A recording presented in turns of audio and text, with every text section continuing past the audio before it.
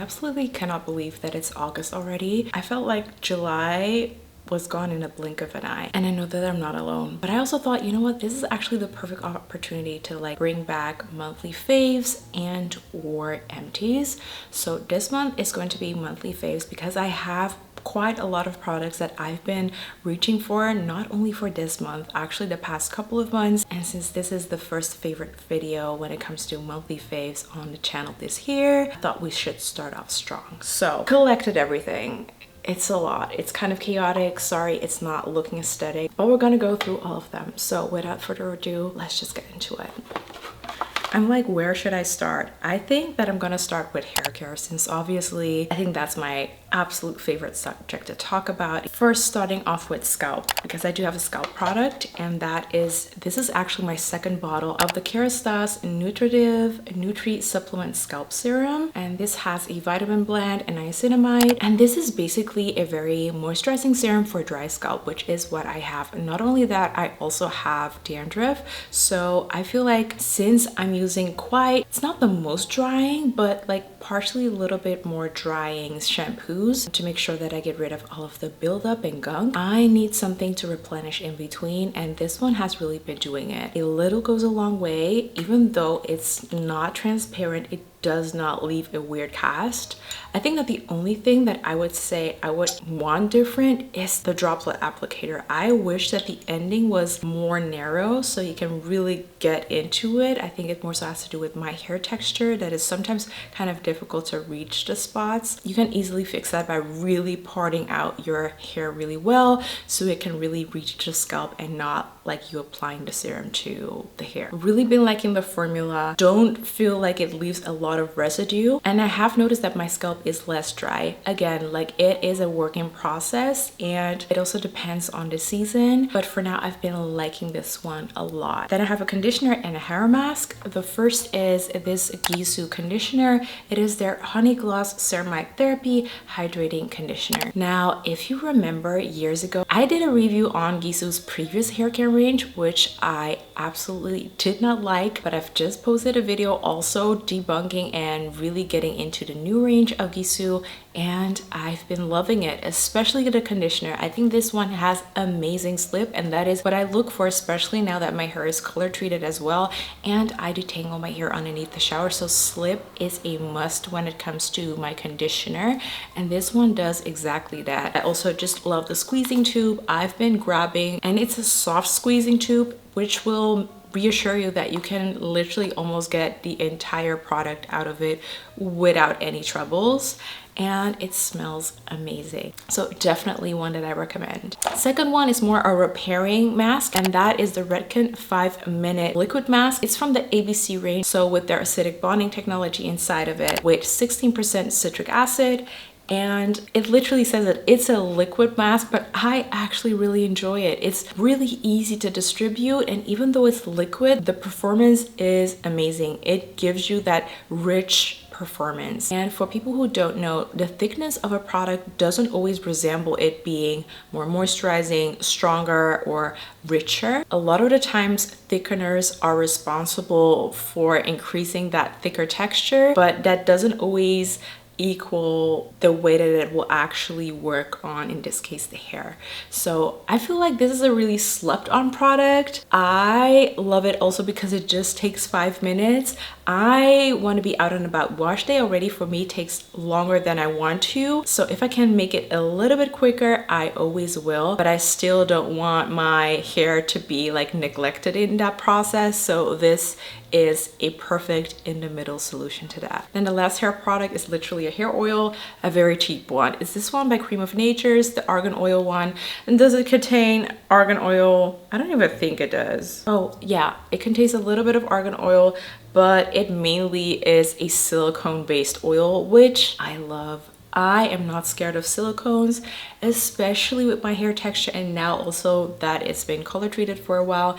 I need that slip, I need that protection, so I will hands down 90% of the time go for a silicone based oil, and this one is great. Gives great slip, smells amazing, gives a nice shine, and is affordable. Then let's go to body care, since I'm really into body care lately, as you know already. That is my self-love moment when I really get into body care, and as you can see, I love a glow, and this glow is due to this combination.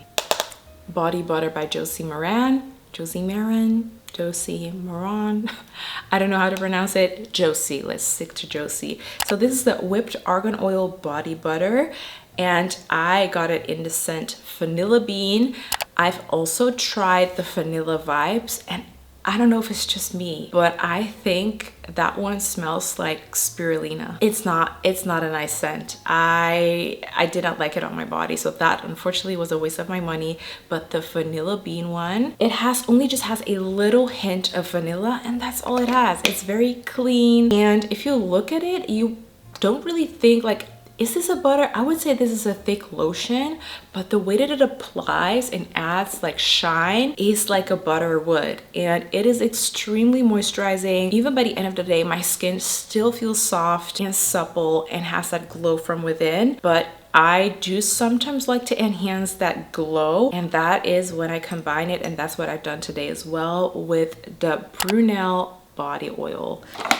This is their glow oil in golden hour, and I don't know if you can see it, sorry. It is so pretty. It has like these bronze glitters, but it's a dry oil, and I think that I love that about it the most, because so far I haven't noticed like huge transferring to my clothing and stuff, because that is sometimes what I hate about body oils. A lot of body oils are just too oily, making it too sticky, making it like rub on everything, and that is definitely not the vibe for me. So this being a dry oil is perfect, and the glitters obviously also give you that like light reflecting glycerin effect that I love so much. I just love it. I love it. The scent, however, it's not my favorite scent, I have to say. It's not a scent that I normally go for. It's very floral, but in combination with what I've been wearing so far, it works, and it's not like an overpowering scent on the body. So those are my two body products. Then there's one scent that I want to share, since it's also like part of the body, and that is one of PHLUR's newest launches, which is a beach skin. So I got this in London, and I actually wanted the smaller bottle because I just think this is like bulky. But at Space NK, they told me, and I don't know if this is true or just a sales tactic, they told me that every new launch starts off with only the big bottle when it comes to the hair and body sprays, and that after a couple of months they'll also have like smaller sizes. So that was the only reason why I got the big one, because so far I've only had the smaller bottles, and it takes forever to get through, because honestly, scent wise, a lot of these, they are sometimes even more powerful than the fragrance version of the scent when it comes to PHLUR. With this one, I would say like if there will come a perfume version of this, I probably would get it, because this doesn't last the longest, but the scent is, it literally smells like a beach day, like a little bit salty, but also a little bit tropical, but not in an overpowering way, a little bit musky, and obviously vanilla. Like for me, a vanilla note a lot of the times like brings it together, but it's not too sweet, and I think that saltiness like makes it a little bit more casual. So this is a great, in my opinion, summer daytime fragrance to wear, and that is what I've been wearing quite a lot lately, even though it doesn't look like it, but yeah, I have. I really have. I'm even wearing it right now. I think that I obviously have like my number one daytime perfume, which is Zarka Perfume de Muse. That will forever be, I think, my signature like daytime scent, because that is just the cleanest scent that I've ever tried, and I absolutely love it. But like to spice it up a little and make it a little bit more summertime friendly, and I think especially if you, for example, go on vacation or have that beach day that you really want to like elevate and bring yourself into those vibes, then this one is definitely worth a try. Here it says that the top note is bergamot and ozonic accord, pink pepper, and at the heart you have solar accord, coconut muguet, melon, and the base is sandalwood, vanilla, and musk. Then we get into skincare, which is something that I'm always like trying out new products, like in general, especially when it comes to hair and skincare, because obviously that's my profession. But sometimes I stick to staples and I try out something only when I really need to, basically. Got some new things that I've been really loving. One that I feel like is perfect to use day and night, the Sense sensory of this product is absolutely amazing, and it's packed with ceramides, and where it's really soothing is the half and half peptides and ceramides fluid moisturizer by Prequel. It's so milky, it like goes on like a dream. I've been loving this, especially during my like healing from my microneedling / chemical peel sessions. This is my ride or die then, because then my skin obviously is kind of inflamed, it's sensitive, it's dry, and this helps with all of that. Don't see too many people talk about it, and I'm like, why? Maybe also because of its availability. Like, I had to get it from the States, which also resulted in me paying a lot of tax money for that, but this one is so good. Up next is a vitamin C. Vitamin C always needs to be included in my routine, but I do have to say I switch a lot because I'm always curious about like the next best thing, and also to recommend others because I know that not everyone can handle every like vitamin C serum that's out there. During my visit to London, I had a facial at Sarah Chapman, and that facial, number one, was amazing. I had the best facial massage that I had like in my entire life. It was so good. And after that treatment, they gifted me 3 products to try out, or that were suggested when it comes to my skin needs. And one of them was their new vitamin C serum. It's their vitamin C Power 2. It is this one. And it doesn't only have vitamin C, it also has niacinamide and tranexamic acid. And those are also 2 ingredients that my skin absolutely loves. So it's really great for brightening and really targeting those hyperpigmentation spots while at the same time soothing the skin. And that is what it has been doing. The only thing I would say is I'm not the biggest fan of the scent. It's very scented. But other than that, packaging, pump, the formulation itself, really nice. And then last but not least, it is a retinol, because obviously I'm turning 33 in September. Retinol has been into my routine for the past couple of years. I wish I started a little bit earlier, but hey, it's a staple now.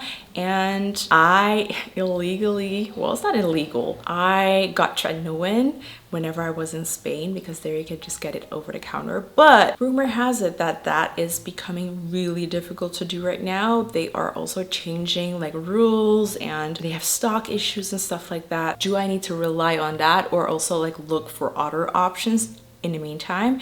And also, I'm not in Spain all the time. So Medicube sent me one of their retinols. This is the Crystal Retinol 10. We have different like versions at different strengths. I think strength wise, this is kind of like in the middle. Beautiful. Absolutely beautiful. I've experienced 0 irritation, 0 flaking, 0 purging with this one, and the way that it makes my skin look and feel, chef's kiss. Now the last part is gonna be tech devices and they're both skincare related. So 2 brands send me their tech products, and I'm a science geek, so tech is also a part of that, and I use them in different ways. I think that one is easier to implement than the other, but both are important for you to note that they're not necessary and they're expensive. The one that is easiest to use has to be the CurrentBody Red Light Therapy face mask. I have been absolutely loving this. I have to be super honest. Yes, they gifted me this, but like I